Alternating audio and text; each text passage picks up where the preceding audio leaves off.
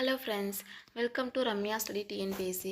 இந்த வீடியோவில் நம்ம என்ன பார்க்க போகிறோன்னா, நான் குரூப் 2 அண்ட் குரூப் 4 எக்ஸாம்ஸ் எழுதினேன். அதில் நான் என்னென்ன தப்பெல்லாம் செஞ்சேன் அப்படிங்கிறத நான் உங்ககிட்ட ஷேர் பண்ணிக்கிறேன். அதே மாதிரி தப்பு நீங்களும் செஞ்சிருந்தால் அதையும் நீங்கள் மாற்றிக்கோங்க. அதுக்கான ப்ராக்டிஸையும் கொண்டு வந்துடுங்க. நான் என்னெல்லாம் தப்பு செஞ்சேன் அப்படிங்கிறத நான் ஃபஸ்ட்டு என்ன செஞ்சேன் அப்படின்னா, நான் வந்து ஓஎம்ஆரில் மிஸ்டேக் பண்ணியிருந்தேன். என்னென்னா, நான் குரூப் 4 எக்ஸாமில் நான் எழுதும்போது ஓஎம்ஆர் ப்ராக்டிஸ் நான் வந்து 100வது கொஸ்டினுக்கு நான் வந்து ஷேட் பண்ணிட்டேன்.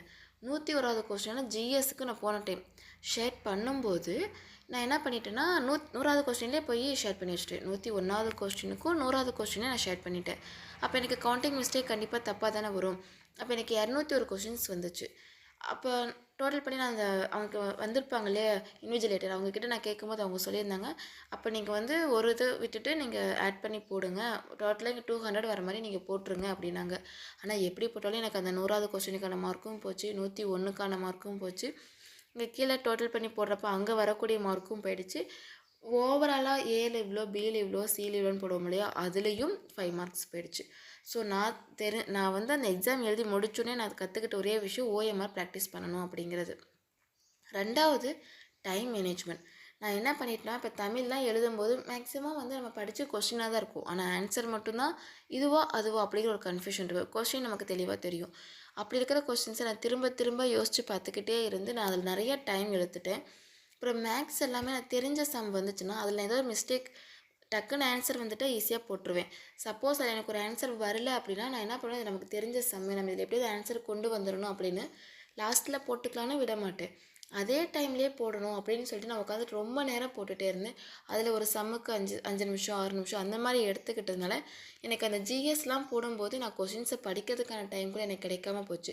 லாஸ்ட்டு ஒரு 10 கொஸ்டின் 5 கொஸ்டின்ஸ் அப்போலாம் நான் கொஸ்டினே பார்க்கவே முடியாது. நான் பாட்டுக்கு எனக்கு தெரிஞ்ச ஆப்ஷனில் எந்த ஆப்ஷன் ஈஸியாக இருக்கோ அந்த ஆப்ஷனுக்கான இதை வந்து நான் ஷேர் பண்ணி வச்சுருவேன். அந்த மாதிரி தான் பண்ணேன். நான் டைம் மேனேஜ்மெண்ட் சரியாக கொண்டு வரல. அதை வந்து இந்த டைம் நான் மாற்றிக்கணும். இன்னொன்று முக்கியமான விஷயம், நான் இந்த முறை எக்ஸாமில் செலக்ட் ஆகாமல் போனதுக்கு காரணமே கூட இதுன்னு தான் சொல்லலாம். Study plan. நான் வந்து மற்றதையும் ஸ்டடி பிளான் ஃபாலோ பண்ணியிருக்கேன். யூடியூப்பில் பார்க்குறதையும் ஃபாலோ பண்ணியிருக்கேன். ஆனால் 2 நாள் 1 நாள் அந்த மாதிரி தான் ஃபாலோ பண்ணி எனக்கு அது வேணான்னு விட்டுருவேன். அதுக்கப்புறம் யோசித்து நானே ஒரு ஸ்டடி பிளானை போடணும், அதை கரெக்டாக ஆனால் ஸ்டடி பிளான் நான் கரெக்டாக போட்டுருவேன். அதை நான் கரெக்டாக ஃபாலோ மட்டும்தான் பண்ண மாட்டேன்.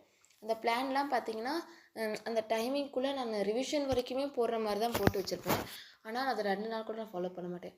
இப்போ 2ஆவது நாள் படிக்கிறேன் அப்படின்னா அதில் ஏதாவது ஒரு டாபிக் பேலன்ஸ் இருந்துச்சுன்னா சரி நான் அடுத்த நாள் படிச்சுக்கலான்னு சொல்லி எழுதியெல்லாம் வச்சுருப்பேன். ஆனால் அந்த 2 நாள் 3 நாள் அப்படியே செல்லை பார்த்துட்டு ஷார்ட்ஸை பார்த்துக்கிட்டு சரினா டைம் இருக்குல்ல அப்புறம் படிச்சுக்கலாம் அப்படின்னு சொல்லி ஒரு அசால்ட், ஒரு பயமே இல்லாமல் விட்டுருவேன். அப்புறம் ஒரு வாரம் ஆகிடுமா, சரி இந்த ஸ்டடி பிளான் நமக்கு செட்டே ஆகலை, நம்ம வேறு ஸ்டடி பிளான் போடலாம் அப்படின்னு சொல்லிட்டு திரும்ப ஸ்டார்ட் பண்ணுறது. திரும்ப ஒரு ஸ்டடி பிளானை நான் போடுவேன். இந்த மாதிரி தான் நான் நிறைய தப்பு பண்ணிட்டேன். ஸ்டடி பிளான் சொல்லி அது போட்டுக்கிட்டே இருப்பேன். அதனால் வாரம் 10 நாளைக்கு தான் நான் அந்த மாதிரி போட்டுட்டுனால நிறைய தப்பு இப்போ நடந்துகிட்டே இருந்துச்சு. நான் பாஸ் ஆகாமல் போனதுக்கு இதுன்னு கூட ஒரு காரணமாக சொல்லலாம்.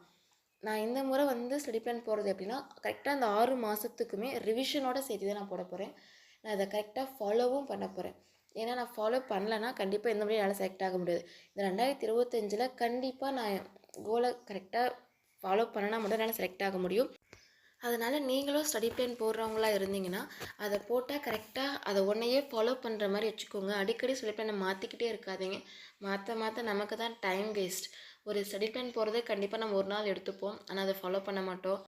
அதனால் எல்லாருமே கரெக்டான ஸ்டடி பிளான்லாம் கரெக்டாக போங்க. அப்போ தான் இந்த 7 மாதத்தில் நம்மளால் சிலபஸை கம்ப்ளீட் பண்ண முடியும். All the best friends. எல்லோரும் நல்லா படிங்க. தேங்க்யூ.